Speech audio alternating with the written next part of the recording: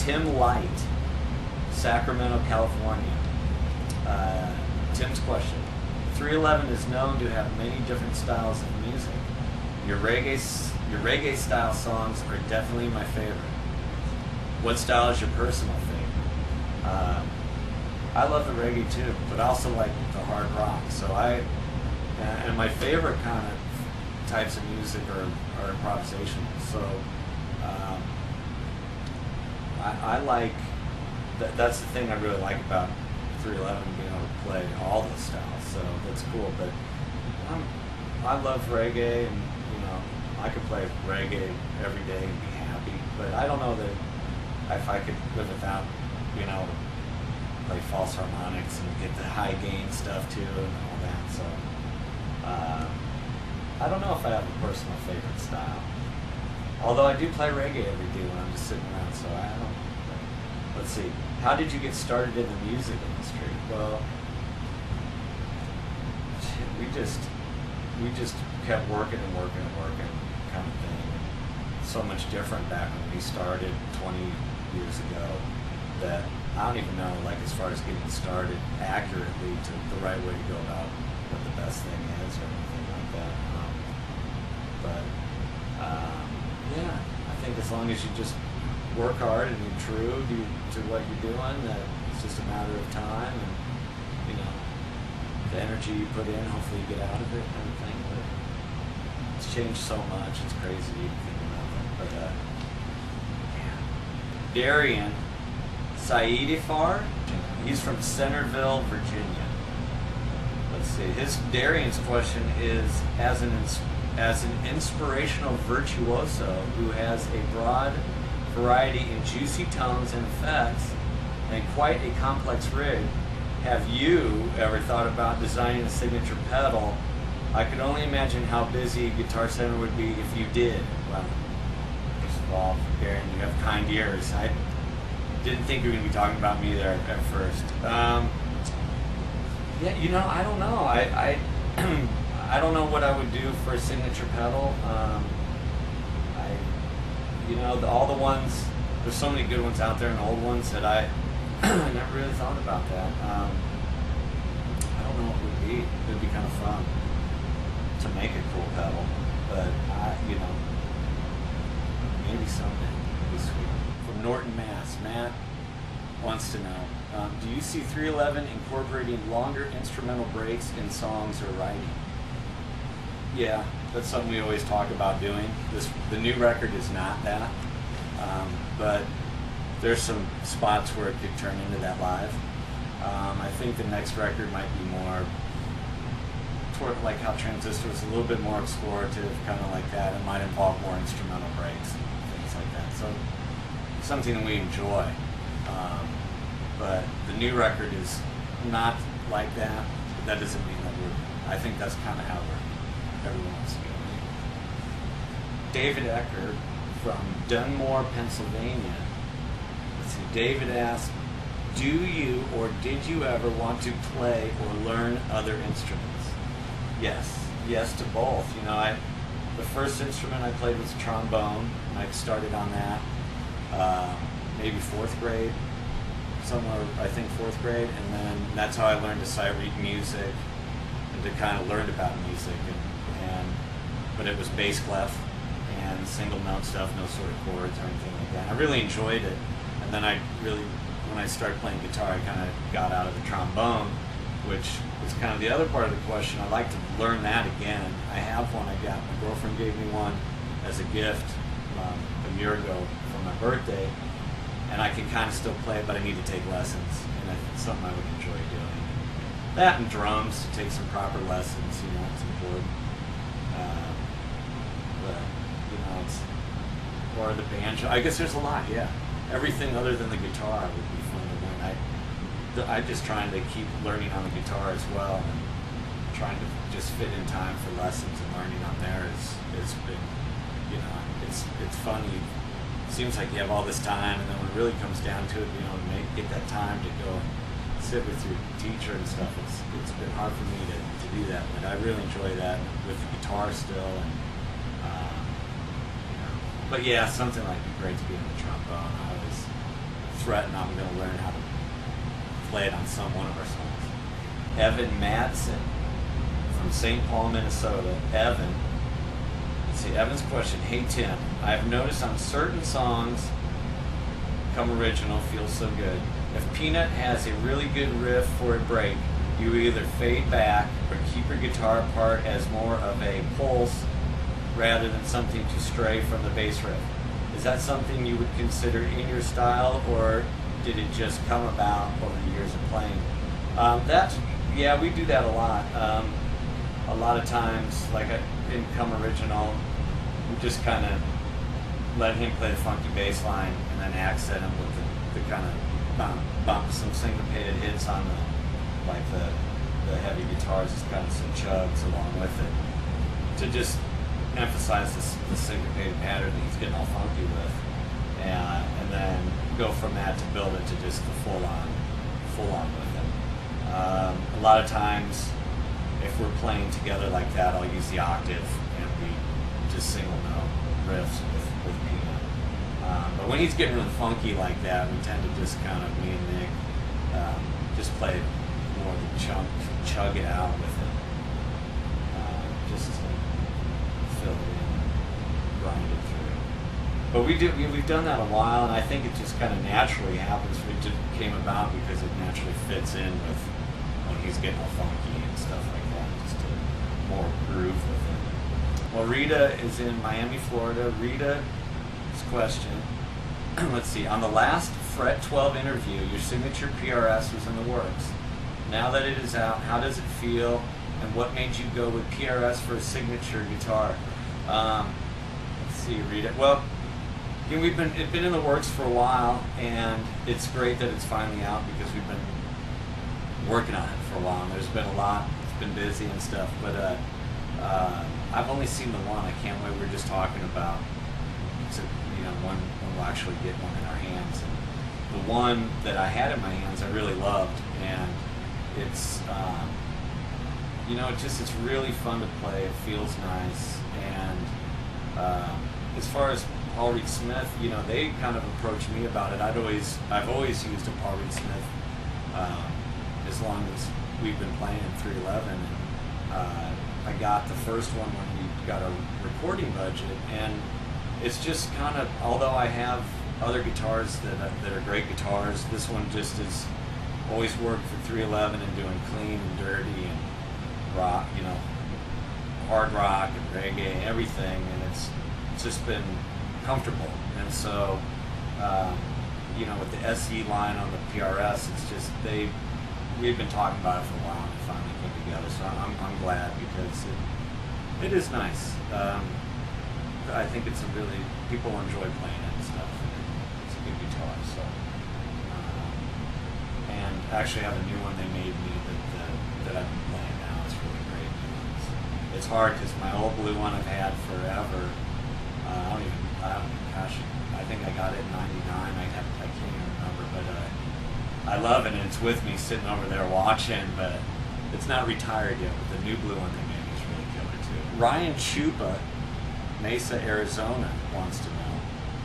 Let's see. Ryan's question is: how important is recreating the studio sound on the road to you? It's important. We like we were just talking about Transistor earlier. There's so much stuff over time that it's really hard to do it exactly.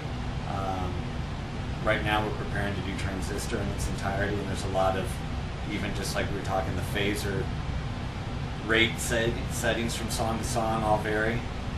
So to do that, it's really great to be able to do it live, but it's also, you got to think about it so much. So usually I would just leave the phaser set and use it kind of with my foot. I might vary it, but to get it exactly, it's really hard. So, but the equipment is all the same kind of for me that we record with, that we travel with. I might use some different amps as textures that don't travel, like Bogner, Ubershaw, and a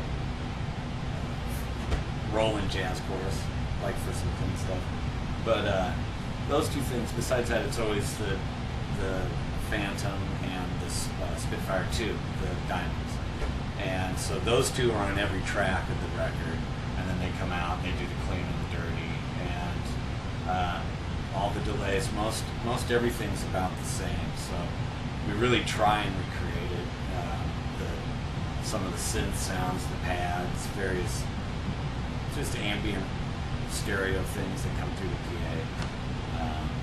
So yeah, it's important. Lucas Cockler, Kockler, Cockler, if I'm saying that right, Cockler. Lucas, all right. Lucas is from Geneva, Illinois.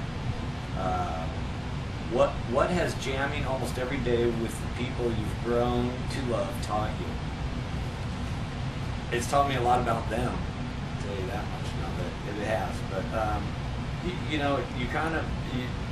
it's been a great experiment in the sense of getting to do that and being fortunate to play with these guys every day and to keep making records. And majority of what we do is, or what I do, is written by other people. And if I couldn't do it if I didn't enjoy everyone else's songwriting styles and the riffs that they write and everything. So it's been really, I've been fortunate to find, I think we've all been fortunate to get together and be able to play so long and still have it be special to us and important to us. And so,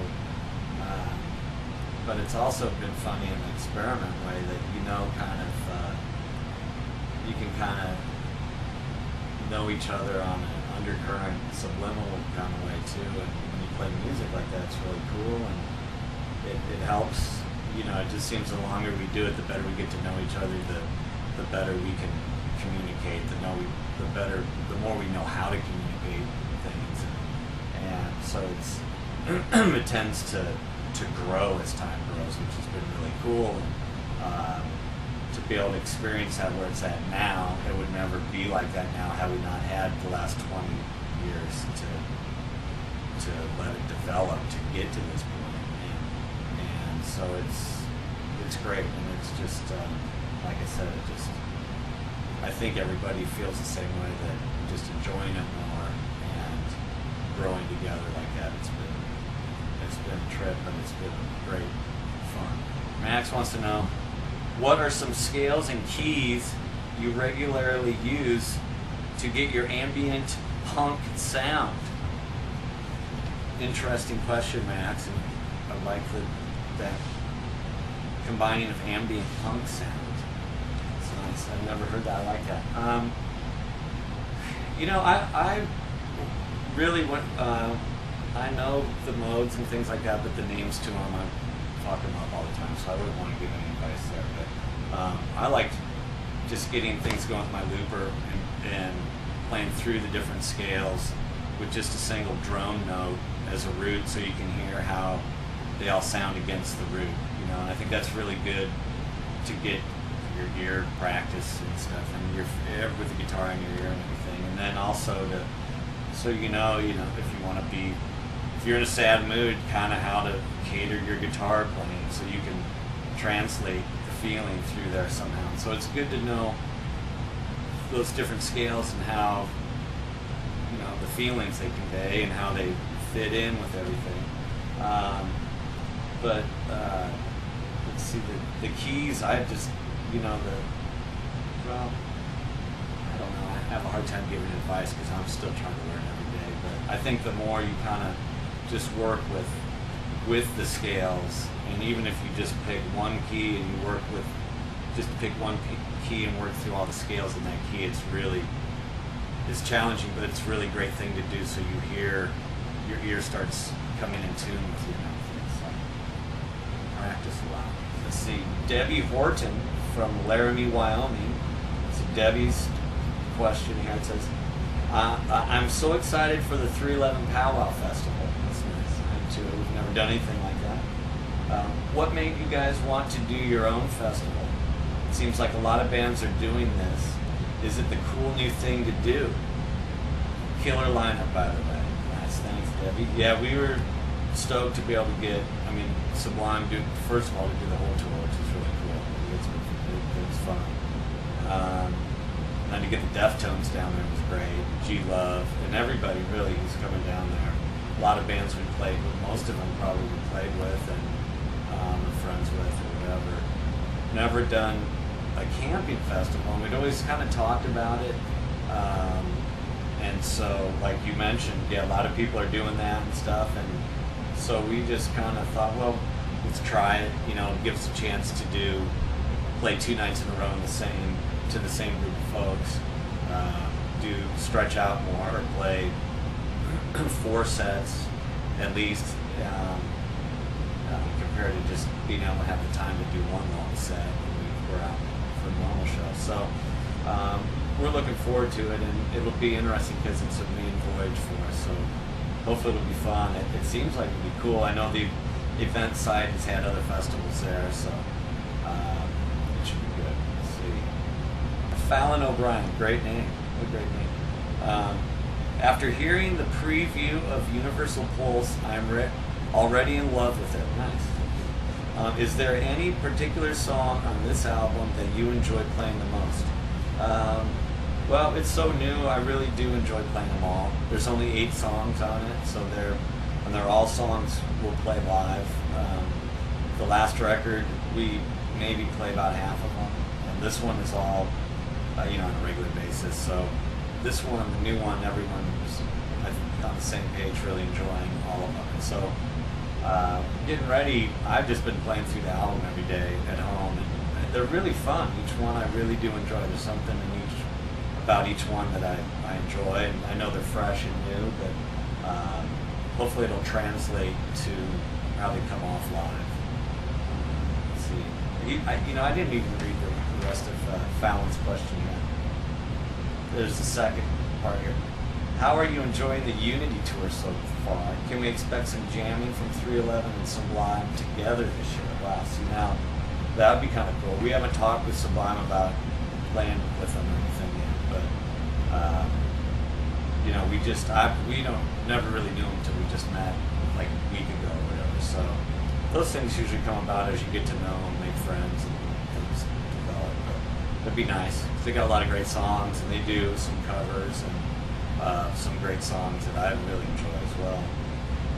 But it's going really good, and they seem to be hopefully having fun. And, a couple of DJs, DJ Trichrome and Soulman are with us, and they're good friends of ours. DJ Soulman is the front guy.